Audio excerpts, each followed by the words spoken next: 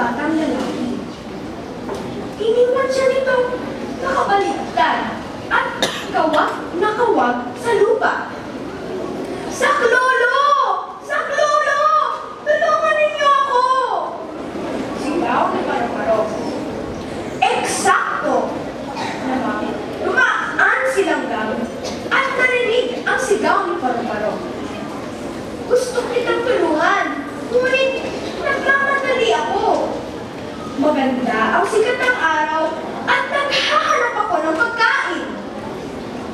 Malis silang gam at iniwan ang kaawa-awang si Paru-Paro. Saklolo! Saklolo! Tulungan ninyo ako!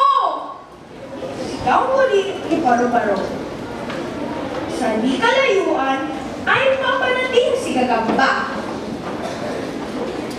Gusto kitang tulungan, ngunit pagkapatayin ko pa ang aking bahay, mag-iipon pa ako ng sapot. Pasensya na, ha?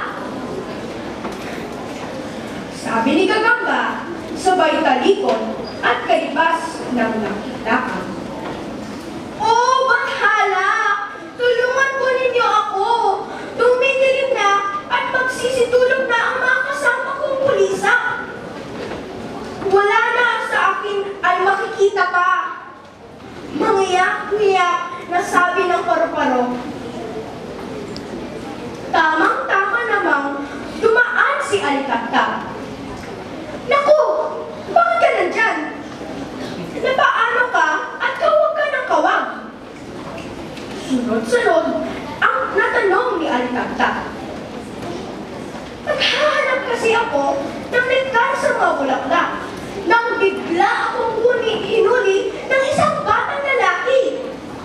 Tapos, iniwan niya akong nakabaligtad. Pagkatapos, paglaruan ang pagpak ko. Maaari mo ba akong tulungan? Aba, oo. Sandali lang. At tatawag ako ng ilang makakatulong sa akin. Ilan bang sandali ay may dumating na maraming Alikabok. Maraming salamat sa iyo. Kayo ang sagot, pinaghala sa aking dalangin. Mabuti ang inyong kalooban. Pasasalamat ni Paru-Paro. Walang anuman, kaibigang Paru-Paro.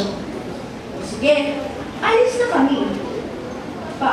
Pamaalam ni Alikabok.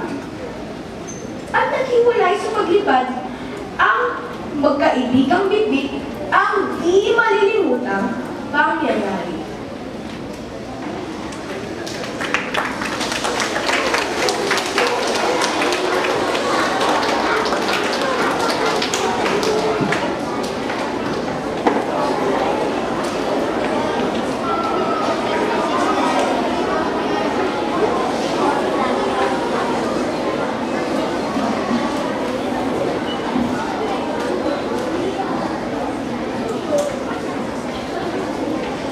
May isang Paru-Paro, hinuli at pinaglaruan ng isang batang lalaki.